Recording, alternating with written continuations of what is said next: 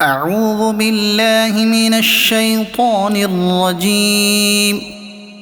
بسم الله الرحمن الرحيم.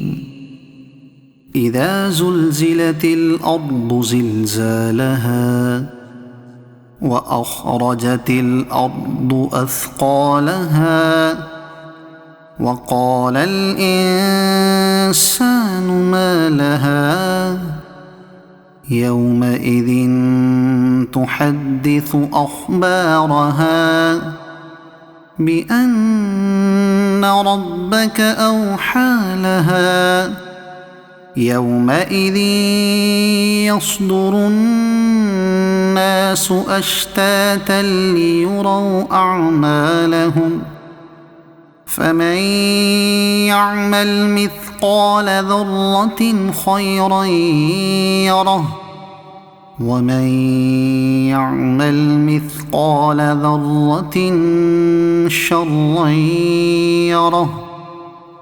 صدق الله العظيم.